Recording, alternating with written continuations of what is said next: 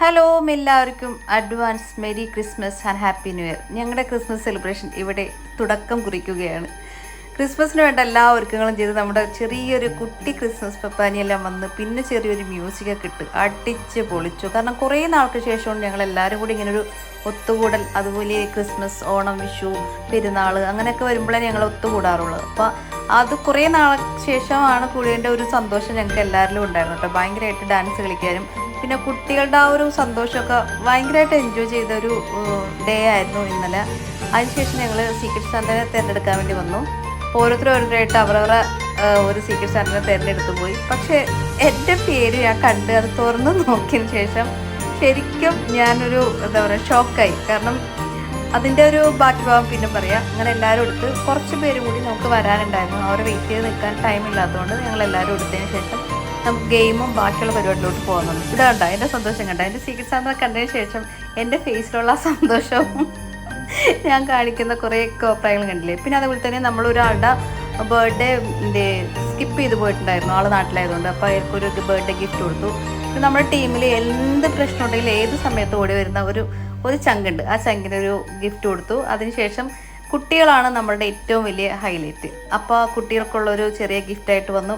പക്ഷെ അവൻ ആ ഗിഫ്റ്റ് വാങ്ങിച്ചതിന് ശേഷം കൊച്ചിൻ്റെ മുഖത്തുണ്ടായിരുന്ന സന്തോഷം അയ്യോ പറഞ്ഞറിയിക്കാൻ പറ്റുന്നില്ല. അവനതിനെ ഒത്തിരി ഉമ്മ വെച്ചും താലോലിച്ചും അതെനിക്ക് ഭയങ്കരമായിട്ട് സന്തോഷം തന്നു. കാരണം അങ്ങനെ ഒരു ഗിഫ്റ്റ് ഞാൻ കൊണ്ടുവന്നില്ലായിരുന്നെങ്കിൽ ആ കൊച്ചിൻ്റെ മുഖത്ത് ആ സന്തോഷം എനിക്ക് ഒരുപാട് മിസ്സായേനെ. പിന്നെ അതിനുശേഷം ഞങ്ങളെല്ലാവരും കൂടി ഗെയിം സ്റ്റാർട്ട് ചെയ്യാൻ നമ്മൾ റെഡി ആയിട്ട് നിന്നപ്പോൾ നമുക്ക് ബാക്കി വരാണ്ടിരുന്ന ആൾക്കാരെല്ലാവരും വന്നു.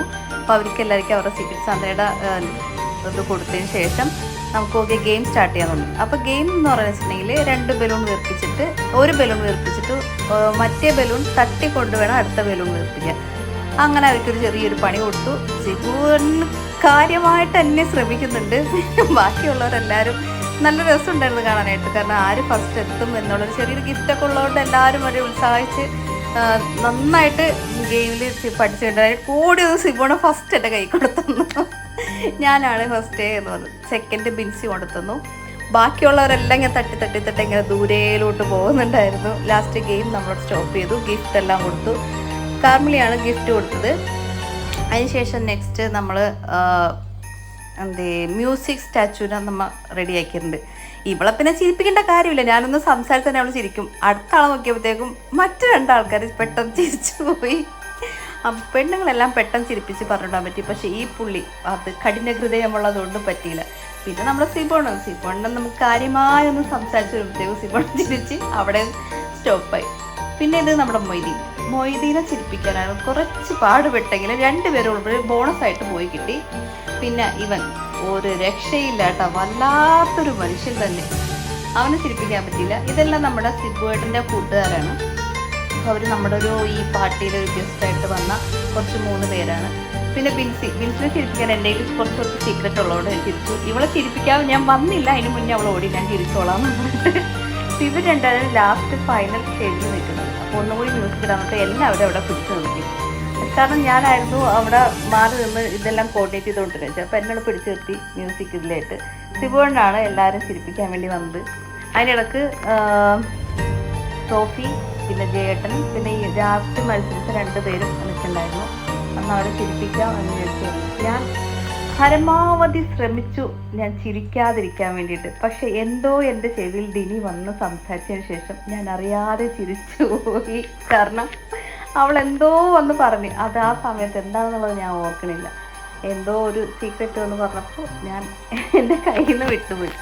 അങ്ങനെ ഞാൻ ഔട്ടായി. പിന്നുള്ള ജയേട്ടനും ബാക്കി 2 പേരാണ്. ബാക്കി 4 പേരുണ്ട്. അതിൽ നമ്മൾ സോഫീനെ കുറേ ട്രൈ ചെയ്തു കേട്ടോ. സോഫി ഭയങ്കരമായിട്ട് അതിനകത്ത് പാർട്ടിസിപ്പേറ്റ് അതിനകത്ത് മനോട്ടം നമ്മൾ കുമ്മനായിട്ട് പോയി മ്യൂസിക്കെല്ലാം നിർത്തി ഞാൻ തന്നെ വീണ്ടും ഒന്നിച്ചിരിക്കുന്നു. ഇവൻ ഞാൻ ഔട്ടാക്കിയിട്ടുണ്ട്. ഇവൻ ഔട്ടായേ പറ്റുള്ളൂ. അവൻ കുറേ ശ്രമിച്ചു. ലാസ്റ്റ് ഔട്ടായി കൂടെയൊക്കെ അടുത്ത ആളില്ല വിട്ടു തരില്ല എന്നവൾ പിന്നെ തോന്നി സമ്മതിക്കാമെന്ന് ഞങ്ങൾ തീരുമാനിച്ചു. അങ്ങനെ ലാസ്റ്റ് സ്റ്റേജിലോട്ട് നിർണ്ണയിച്ചത് 2 പേരാണ്. ആ 2 പേരും വിട്ടു കൊടുക്കാൻ യാതൊരു ഇല്ല. കാരണം അവരനുസരിച്ച് പിന്മാറില്ല എന്ന് ഉറപ്പിച്ച് നിൽക്കുന്നതുകൊണ്ട് നമ്മുടെ ഗെയിം ഇങ്ങനെ നീണ്ടു പോകുന്നത് കൊണ്ടും രാത്രിയാകുന്നത് കൊണ്ടും ഞങ്ങൾ അത് 2 പേർക്കും ഒരു സമ്മാനം പ്രഖ്യാപിച്ച് അതിൽ നിന്ന് പോയി. അങ്ങനെ 2 പേർക്ക് സമ്മാനങ്ങളെല്ലാം കൊടുത്ത് അടുത്ത സ്റ്റേജ് എന്ന് പറയുന്നത് നമ്മുടെ സീക്രട്ട് സാന്റയെ തിരഞ്ഞെടുക്കലാണ്. അപ്പോൾ അതിനുവേണ്ടി എല്ലാവരും അവരവരുടെ ഗിഫ്റ്റെല്ലാം എടുത്തുകൊണ്ട് ഗ്രൗണ്ടിൽ വന്ന് റൗണ്ട് ചെയ്തിരുന്നു. എന്താണെന്നറിയില്ല, 5 വർഷമായിട്ട് എനിക്ക് ഈ ഒരു സാധനത്തിന് തന്നെയാണ് ഗിഫ്റ്റായിട്ട് സീക്രട്ട് സാന്റയായിട്ട് കിട്ടുന്നത്. കാരണം ഇവൾ ഒരിക്കലും എന്നെ വിട്ടുകൊടുക്കത്തില്ല. ഈ ഒരു വർഷമെങ്കിലും മാറ്റമുണ്ടാകും എന്ന് ഞാൻ കരുതി, പക്ഷേ അവളത് വിട്ടുകൊടുക്കില്ല. അതുപോലെ തന്നെ എനിക്ക് കിട്ടുന്നതും ഈ ഒരു ചങ്കിനെ തന്നെയാണ് എപ്പോഴും. അതെനിക്ക് ഭയങ്കര ഇഷ്ടമാണ്. ഇവർ രണ്ടുപേരും എപ്പോഴും എൻ്റെ ഇടവും വലമായിട്ടുണ്ടാകുന്ന 2 ഫ്രണ്ട്സാണ്. അപ്പോൾ അവരെ തന്നെ കിട്ടുന്നതും അവരെനിക്ക് തരുന്നതും വളരെ സന്തോഷമുള്ളൊരു കാര്യമാണ്.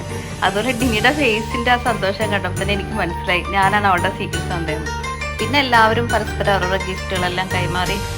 കുഴപ്പമില്ലാത്ത നല്ല നല്ല ഗിഫ്റ്റുകളായിരുന്നു. അതുപോലെ തന്നെ ഭയങ്കര ഹാപ്പി ആയിരുന്നു. കുട്ടികളായാലും നമ്മൾ ഫ്രണ്ട്സ് ആയാലും വന്ന ഗസ്റ്റുകളായാലും എല്ലാവരും ഭയങ്കര സന്തോഷമായിരുന്നു. കാരണം എല്ലാവരും പരസ്പരം ആ ഒരു ഫ്രണ്ട്ഷിപ്പ് മുന്നോട്ട് കൊണ്ടുപോകുമ്പോഴും ആ ഒരു ചെറിയൊരു ടൈം ആകുമ്പോഴും നമ്മുടെ മനസ്സിലുള്ള ടെൻഷൻസ്, പ്രശ്നങ്ങൾ, വിഷമങ്ങൾ, നമ്മുടെ ഓരോ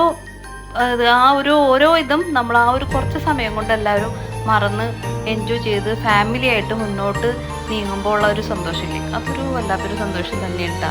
ഇതിൻ്റെ അകത്ത് ഒരു കുട്ടി മാത്രം മലയാളിയല്ല, ആ ഒരു വൈറ്റ് ഡ്രസ്സ് ഇട്ടിരിക്കുന്ന കുട്ടി മാത്രം മലയാളിയല്ല. പക്ഷേ അവൾ നമ്മുടെ എല്ലാ ഗ്യാതറിങ്ങിലും എപ്പോഴും വന്ന് അടിച്ച് പൊളിക്കുന്ന ഒരു കുട്ടിയാണ്.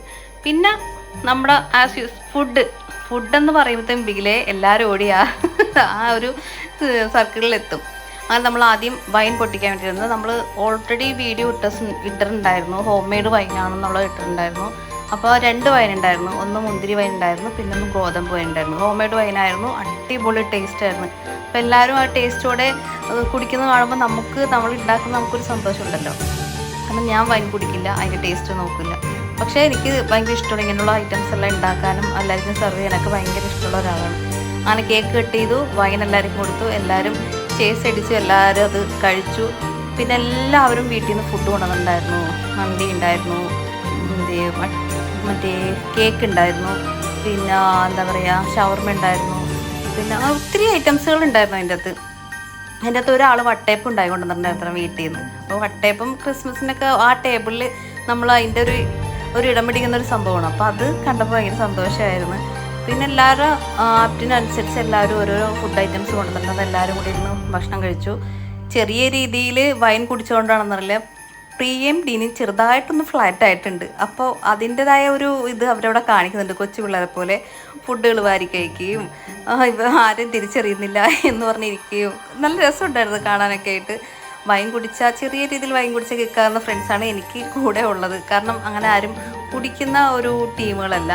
പിന്നെ ബോയ്സിൻ്റെ കാര്യം പറയണ്ടല്ലോ, അവർ അവരുടേതായ ഒരു പാർട്ടിലോട്ട് പോയി. കാരണം അവർ വന്ന് കൂടുതൽ നമുക്ക് വലിയ പരിചയമില്ലാത്ത പിള്ളേരായതുകൊണ്ട് വലിയ സംസാരമോ കാര്യങ്ങളോ ഒന്നും ഉണ്ടായിരുന്നില്ല.